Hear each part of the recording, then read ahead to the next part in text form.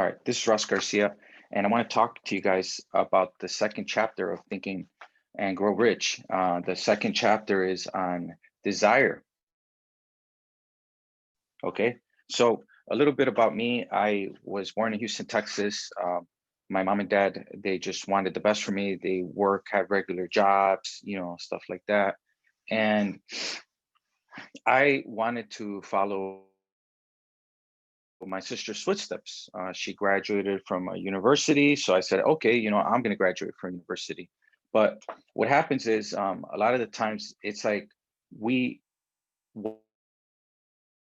want to do what other people are doing. Okay. So what I'm going to do is I'm going to do a screen share. Okay. And I'm going to talk to you guys about desire and how you can basically create a desire from something that you really, really want. Now, the problem here is that we're in a state of confusion when it comes to what we're seeing. We're confused because we see all these problems, all these issues going on in the world. And William James, a professor from Harvard, he says that your belief system is based upon your evaluation of something. So when you reevaluate a situation, is like you're changing the way that you see the world. So let's say you see negativity, then you think about negativity. The world gives you that because of the news, because of TV. They're telling you, okay, things are not looking right, and that because you're evaluating it with your lower faculties, with what you see, you're not using your creative faculty. You're not using like something that you really, really want. You're not getting out of your comfort zone, as they say. So like for me, it's like it's really difficult for me to communicate with people about this information because a lot of people are like, oh, okay, well, I know everything. There isn't anything I can learn from you. So there isn't really anything I can learn from you. So it's like, okay, well, if you only knew what you could learn from me. Why do I say that? Because when you write something down, a desire, um, it takes time for it to manifest. And everyone thinks, oh, well, I'm going to get this in this amount of times. I'm going to get this in this amount of times. It's not going to happen when you want. It's going to happen when you get connected to that frequency. What I mean is there's a foreign vibration, something that scares you, and this desire is something that you really, really want. So a desire is like something that you really, really want, and it scares you. It's a foreign vibration because you've never been there before. So what happens is you're comfortable and you get shaken out. You're like, okay, this is not comfortable. Like for me, it's like I'm living in United Kingdom. This is uncomfortable. Comfortable is like going back to my house in Chicago, watching TV, you know, um, going out to eat at some of the restaurants that I know. Like all this stuff is like a program, something that you do. It's your habitual way of doing things. So because you were born at birth with a subconscious mind, which was wide open, and everybody told you, hey, this is your name, this is what your parents do for a living, this is what your brother and sister, this is who they are. These are all these, it's called like a belief system. These are your belief systems that were passed down to you at birth, genetically and environmentally. That's what James Allen says. He's like, your environment is more important than heredity. So that's why you have fourth, fifth generation welfare recipients that are literally on welfare because they all they know is that poverty consciousness. But like I said, if you only knew that you have an ability to create, and people still don't get this. People still do not get this. I don't care how long you've been studying this material. I talk to people every single day and they still do not get this. Like it's difficult to go into fantasy and to fantasize how you want your life to be, and then create a theory of how you want your life to be, like how, like fantasize about it and kind of create like a plan. It doesn't have to be precise, and then make it your fact, and then back to fantasy. That is like totally out of the ordinary. Like ordinary is quit this business, get a job. That's ordinary. So, you're going to go up against challenges. Today I woke up late. Why? Because I'm still on Chicago time, guys. My body still hasn't really fully adapted to this new way of life. you know I'm taking the transportation out here. I don't have a car, but then I have to look at buying a car if I end up staying for more than 6 months. So you get comfortable in what you're doing, and everything is a state of comfort. So it's like, in order for you to get your goal could be, hey, I want to manifest a couple million. You have to live your life as if you already have it, which is like totally opposite to what the normal way of life is. Like the normal way of life is, like, if this were to be, you know step one, and let's say this is like a ladder, and this is 4 steps, step four, right? You have to walk up the steps. You got to go up the steps, right? But what if I told you you're here and you're going to walk down the steps? So this is where your goal is, but you're going to walk down the steps towards your goal.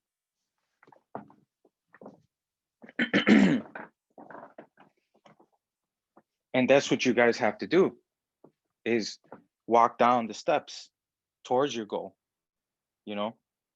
So it's one of those things where it's like, well, a desire it can't be given to you. A desire can't be planted like in your subconscious mind. It can't be just like someone's desire might not be your desire. That's someone else's dream, someone else's goal. That's not your goal. That's not your dream. That's somebody else's goal. That's somebody else's plan. And going back again to what I'm saying, that's why I'm sharing the screen with you guys, so you guys can see what I'm talking about. No one can make you want something that you don't want. You can't force anyone to do anything. Okay. So I want to show you guys a little bit more about how your thinking controls stuff, and how to basically create the life that you wanted. So going back again is like something that you really, really want, a desire, a goal, and how can you get it, right? So, this is what you want, right? And let me change this pen here. Kind of difficult. I have this eraser on here. There it goes. Okay. So desire, and how can you get a desire?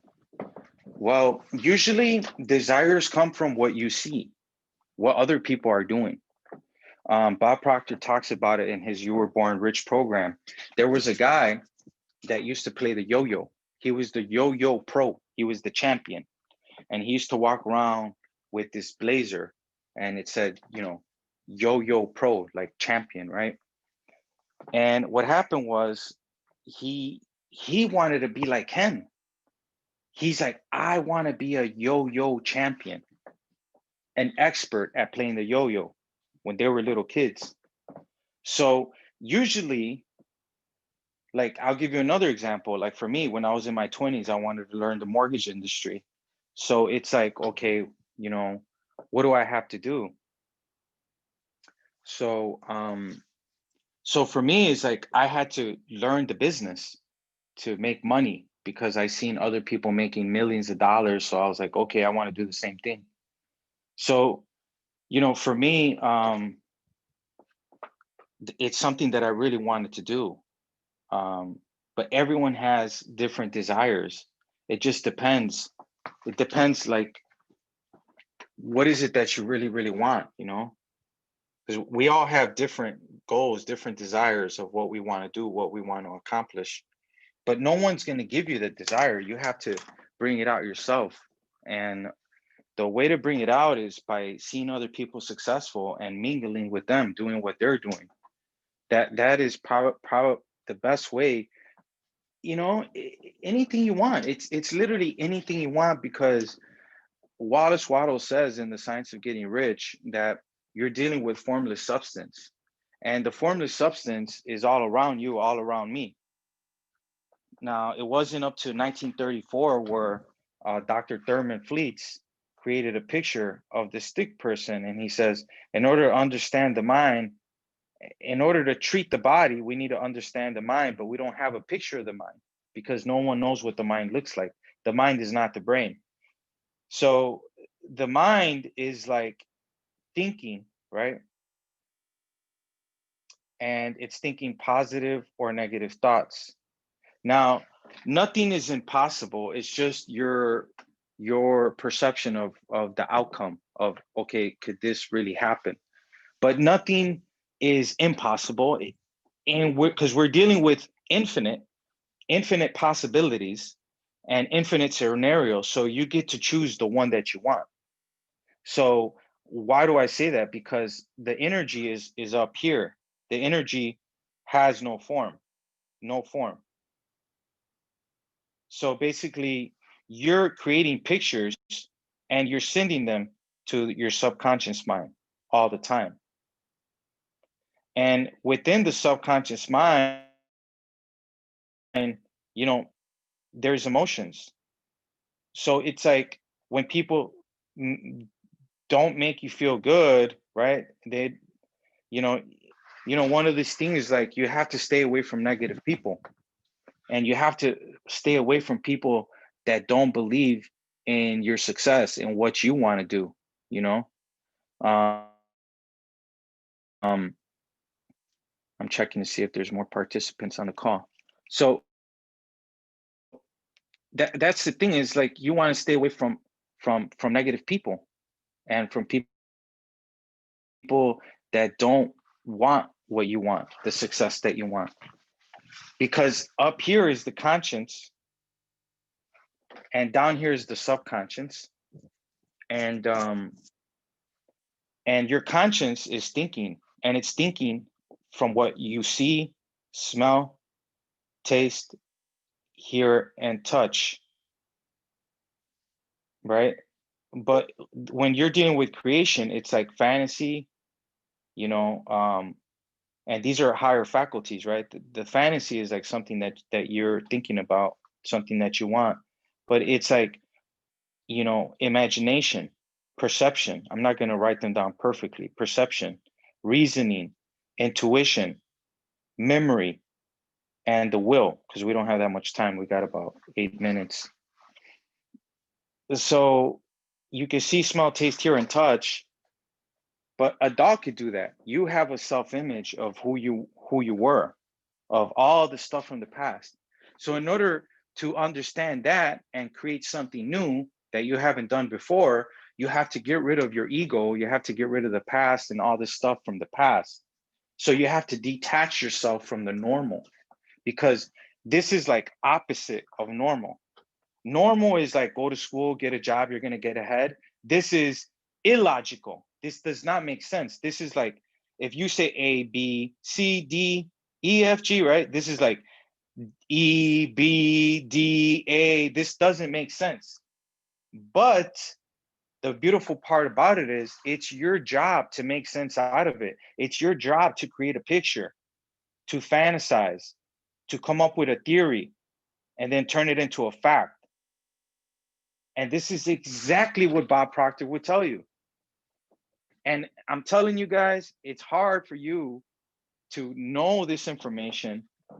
Once you start creating it for yourself, for your business, um, you don't go back to the old way, because the old way wasn't working, because you had to go to job, you had to go to, to get a job, you had to pay thousands of dollars for an education, you had to do all this stuff, and it didn't serve you.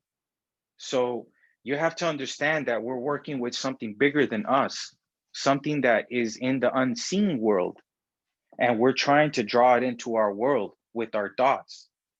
Napoleon Hill says that your thoughts permeate all time and all space. No past, no present, no future. It's just thoughts that you're thinking, and you're thinking into this formless substance. So it's like this wave is going into this thing, and then it's coming back out to you. So you're letting out a signal, but you're also receiving a signal. And these are waves. These are waves that you're receiving and letting go of. And the waves have to be positive. That's why they say you might be struggling right now.